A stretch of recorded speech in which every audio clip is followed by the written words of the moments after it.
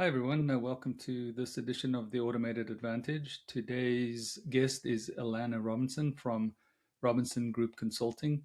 She shares some interesting insights about how she got started, things about taking advice from her 17-year-old grandson that I think everybody could learn from. So I hope you enjoy this one and looking forward to sharing it with everybody.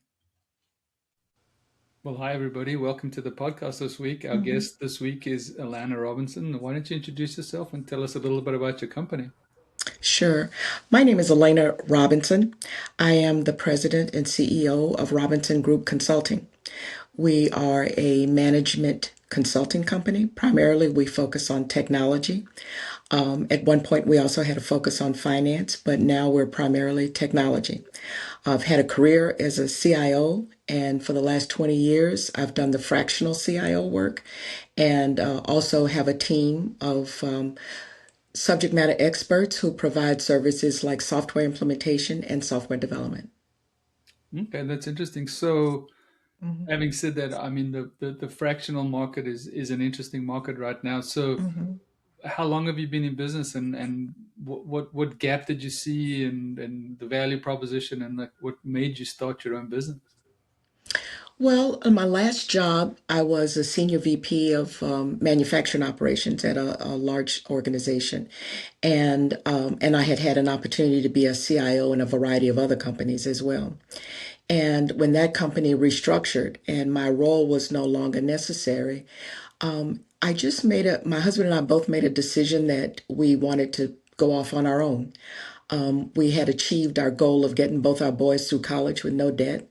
And we decided to take a risk on our own and build our own organization so that we never had to get laid off again. I love it. You and I in the same boat. I'm Mm-hmm. my late stage in life. I decided it's time to go and do my own Mm-hmm. thing, and it's been Mm-hmm. very liberating, and I'm enjoying the process. So good to hear. Mm-hmm. Mm-hmm.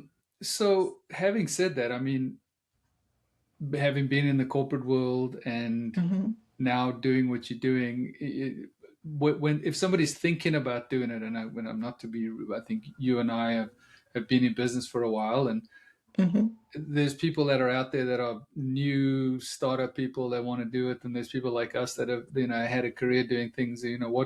What advice do you give people, and just and your thoughts about some of the lessons you've learned Sure. Sure. as you've kicked this off? I would say my husband and I took this risk together, and I think that even with our 30 plus years of corporate experience, we still were a bit naive about what it really means to be an entrepreneur and understand the resilience and tenacity required to and the patience it requires in order to build a state of traction.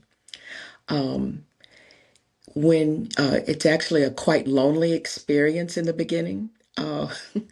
But together we decided to take that risk together, and I think we made the necessary financial adjustments so that we minimized our cash flow requirements and minimized our debt. And so there was less pressure from a financial standpoint until we could figure it out. Yeah, no, that makes a lot of sense, and Hmm. I can empathize with that. So Hmm. as you've done this now, and so how do what's your client acquisition model? How have you found your first set of Hmm. customers? What makes your ideal customer? What do that, and how are you going about your quote unquote lead gen marketing client acquisition process?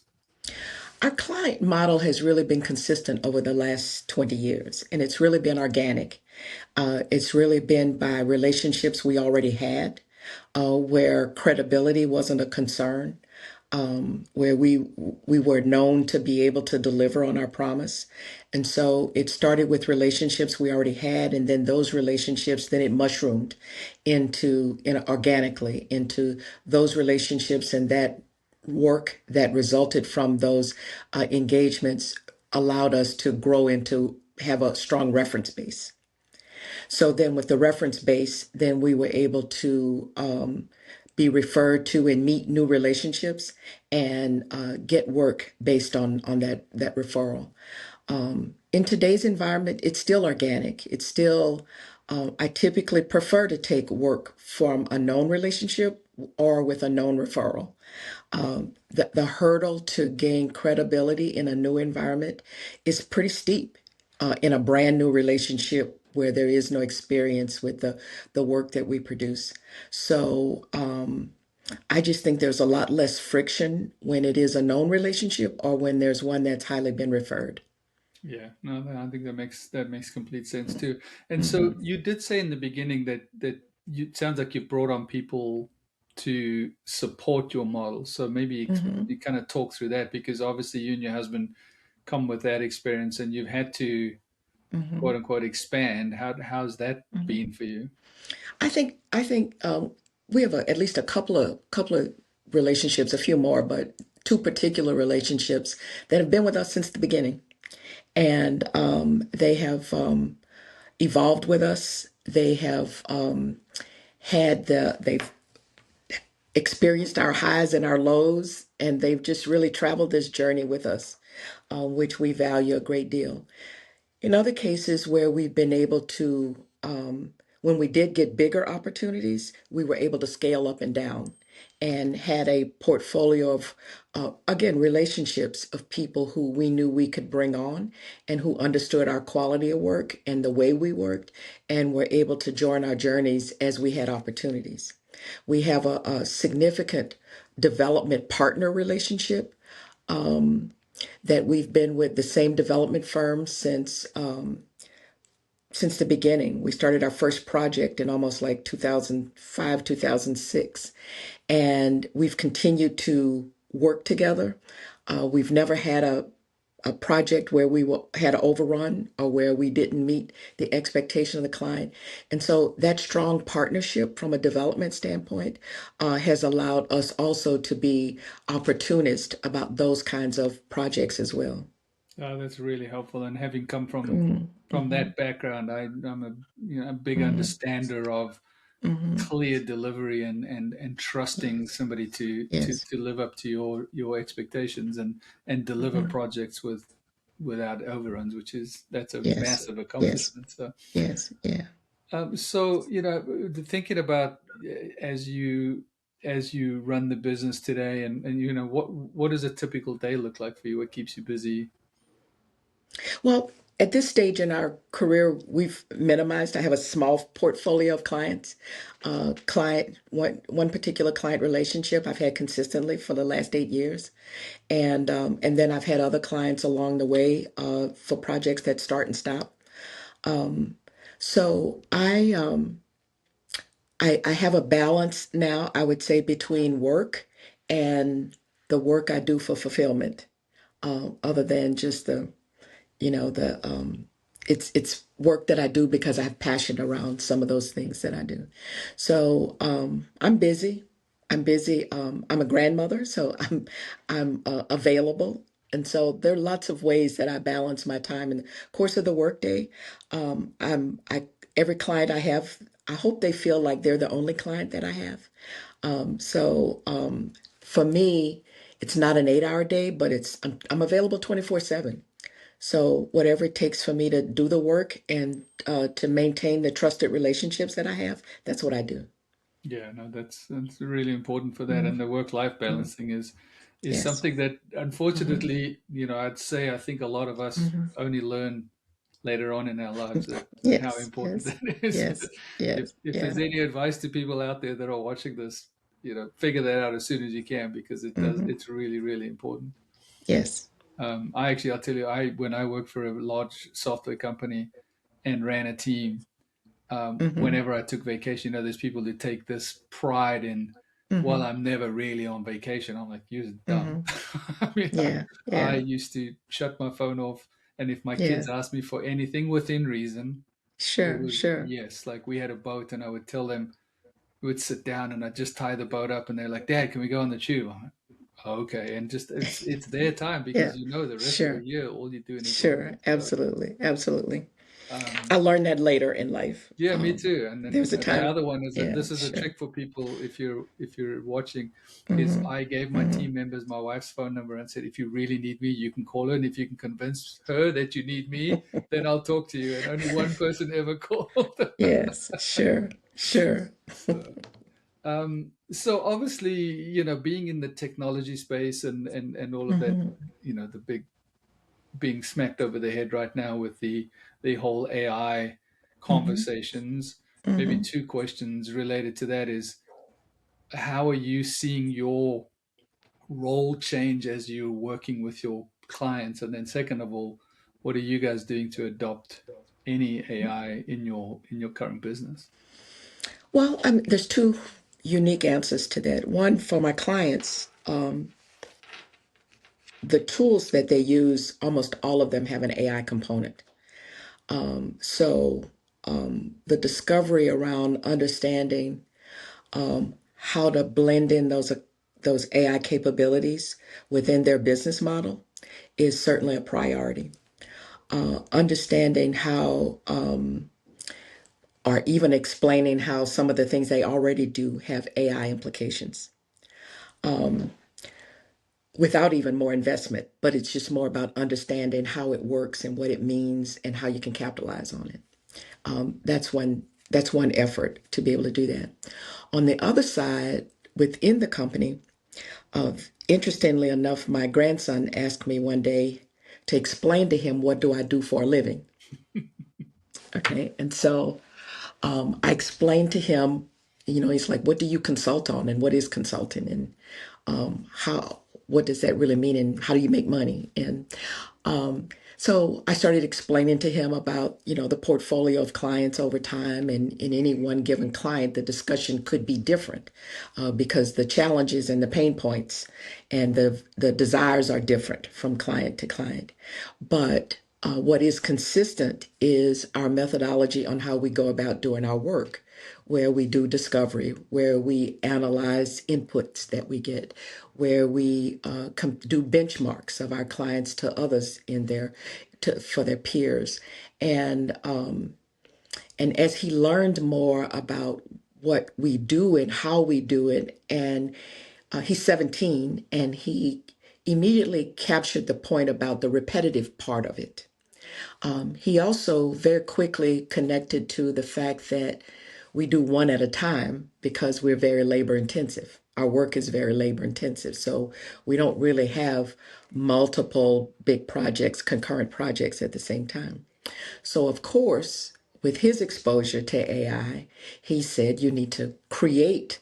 Why don't you modernize the way you do things with an AI platform? And so we've been talking about that for the last year, and we're looking at, and what has evolved is me thinking, rather than I'm winding down, to perhaps there's a whole new way to do what I do, given the variety of AI platforms that exist. And so I've really enjoyed. It's almost been like a resurgence of what's possible, influenced by my grandson, my 17-year-old grandson, I would say, who has a very significant, strong business acumen to help frame. And again, with my long-term relationship with my development partner, we may be on to something for a future. Yeah, and I think that's the big Hmm. thing, right? You've got to end up Hmm. disseminating Hmm. the reality from it. And this whole, Hmm. everybody's like, well, chat GPT is AI, and in our Hmm. business, Hmm. if you even if you went 5 years back, never mind 20 years back, to how Hmm. IT's evolved, and Hmm. and and this Hmm. Hmm. conversation that's happening now. Hmm. I think that there's so many opportunities out there to be able to just do education and Hmm. simplification and things like that. And that whole, everybody's going to lose their job because of AI. And I don't believe that for one second. I Well, it believe, doesn't have to be that way. It doesn't have to be that way. I think AI gets Yeah, you to the answer a little faster. I mean, are you going to be sure, able to create sure. a proposal? You're still going to need to read it. You're still going to need to vet it. You're Yes. still going to have to put your It still personal needs to be touch on it. you. It still needs to So be you and your voice. yeah. So no, but that's interesting. I mean, and it's, what's intriguing to me, and I've spoken to people about this too, is where you say your influence from your grandson is Hmm. I think that this new, this generation is there's a lot to be learned from. There's old farts like me Hmm. that'll Hmm. that'll suggest that, hey, we've been through business and we've seen a lot, but there's so Hmm. many things that I see from them of this. They're Hmm. just not afraid to take a Hmm. chance, and they're not afraid to Hmm. try something. And I think we can learn a lot from that. Yeah, and I'm a true testimony of that. Certainly have learned a lot and been able to look at things through through his lens and see possibilities that I actually never anchored on before. Yeah, no, I think that that's good. Hmm. It's the creative mind that I think is Hmm. super helpful. Hmm. Um, so kind of thinking through, we talked about the business and the gaps that you solve, and the relationships that you have. Um, when you look at your business, and this might be a philosophical thing, and you might say, hey, it's like, what's your what's your legacy? What are you hoping to get out of this? Is this something that ultimately, when you're done, you say, listen, we were done, we had a good run, or you're leaving it to the family, or what's the ultimate objective? Um, I don't know. At one point, I was feeling, or my husband and I were feeling like when we're done, we're done. Um, I have a new opinion now. Perhaps maybe my runway is not as short as I thought it was, uh, with some new ideas. I do think it's a short runway, one way or the other. I do. I do. But perhaps I've got some extended length now with some of the new things that we're thinking about. Yeah, no, that's for sure. Hmm.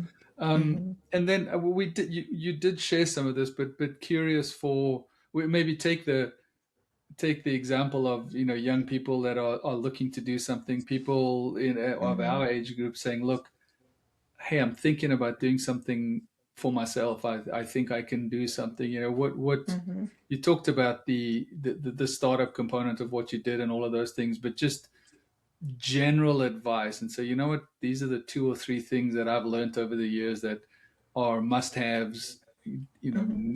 Don't get away from, and to be successful, you need to do this, in that realm of just sharing some experience.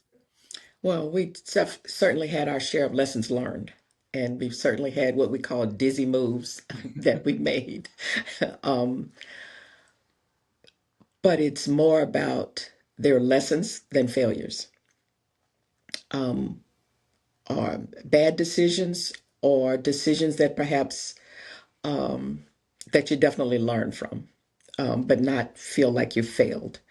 Um, and then the resilience it requires to accept the lessons and not wallow in the failure part of it is, um,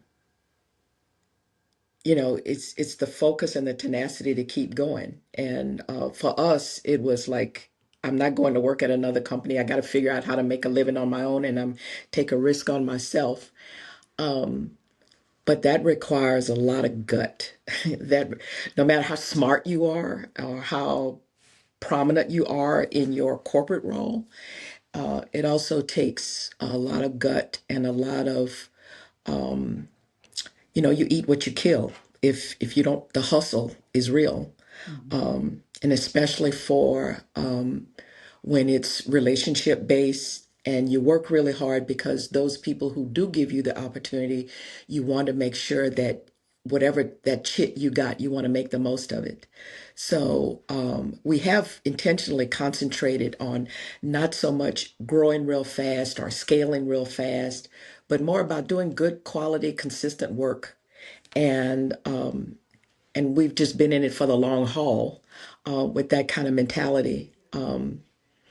And so we haven't necessarily been looking for the big bet or the big scale, or to, blow the top off from a financial standpoint, but we've just had, consistent, steady growth. And at the same time, the money came. Mhm. And so we focused, ideally or naively, we focused on the work and the quality of work we did and the relationships that we cared about to nurture and to be trusted, that we always had work. We were rarely, I don't know that we've gone a week without work. We've always had work over the last 20 years. Yeah, no, no, that's, I mean, you're very lucky, but it's obviously Mm, luck. hmm. Luck comes from putting in the grind and doing all of Yes. the things that you Hmm. said earlier on. And I think that Yeah. that's a, that's a novel concept sometimes in today's world is deliver the work, stand behind what you say. Hmm. And Hmm. it's just, unfortunately, I feel like somebody said this the other day. They used this word, we're in a trust recession. And I'm like, we need to pull ourselves out of a trust Yes. recession. Yes. People need to I don't start. know. Yeah. I don't know how to survive without that. I want to be trusted and I want to trust who I'm working with. Yeah. So I feel like it's a two-way thing. Yeah, absolutely. Exactly. And you Hmm. said something else Hmm. too that relates to the Hmm. corporate world and the reason we Hmm. do these things. Somebody also sent me an article Hmm. the other day that says basically you've leased your profile, you've leased yourself to this company for the longest time, and you and I know this because you mentioned it.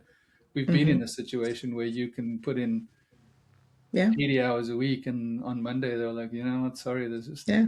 Yeah. there's nothing Absolutely. there for you. And so I, Absolutely. I have to, Absolutely. and the advice, just kind of following yours, the one that I have to fight is I do get reached out to and I see this job and I'm like, oh, and I've got to pull myself back and go, Yeah. no. Yeah, absolutely. My husband and I thought, well, if something happens or it doesn't work out, we can always go back and get a job. But at some point, there's a pivot point where there's no going back. Yeah, And so, you focus forward and you just keep trudging at it. And you look up one day and it's 20 years past and, you're okay. And yeah. you actually are better off than where you were 20 years ago for sure. I was going to say, it sounds like I think you're more than okay. So, Yeah, yeah. no, that's Hmm. great advice, and Hmm. for people out there that that are looking to start businesses and things like that. I think there's a lot Hmm. of lessons to be learned here. It Hmm. it does take grind. It does take tenacity. That one of the things that I've heard people say is, "Oh yeah, I'd like to do this business and I'd like to, work 2 hours a day." Well, if that's your goal, then Yeah, I don't yeah. think you're going to be massively successful. I think you still need to put in the work. But Yes, absolutely. and it sounds like you guys have done that. So Well, we found um, something that works for us, and we failed at. I mean, we were serial entrepreneurs. The first thing we tried, we weren't successful at, and then we bought a franchise, and then that didn't work, and then this consulting route with both of us as fractional people. That's where we got our start, and that's what we've been doing the last 20 years. Yeah, no, for sure, and it's interesting. Hmm. It sounds like you and I had a similar thing. I did this. I did the Hmm. franchise as well, and Hmm. that was many years ago. Those were the Y2K thing that hit, and like I said, it's like, you know what, I need to get out of Hmm. this technology space and go Yeah, do yes, something. And I bought a yeah, home services franchise, and it was okay, but it was very different. So yeah, yeah. um, but I think that's the thing, and I appreciate the key Hmm. to all of this and the messaging to all of this is find what you're passionate about, put a lot of Hmm. effort into it, be Hmm. true to Hmm. yourself, be true to your Hmm. customer base, and Hmm. it sounds janky, but I think that's the Yeah, foundations of being that's what I'd say. amazingly successful. Yes, Alana, I yes. really appreciate the time today. I know we, Okay. taken some time out of your day and focused on this, but I think this is hugely helpful for people. Hmm. People will watch this. There will be ladies who are starting to look at their business. They're Hmm. young people. They're older people, Hmm. and I think that there's a Hmm. lot of value that you've shared with us today, and I'm really appreciative of you being on this call with me today. Okay. Well, thank you for inviting me. I appreciate. I believe in paying it forward. So if what I've said is helpful to somebody, then that's a good thing. That's ultimately the objective. So. Hmm. Hmm.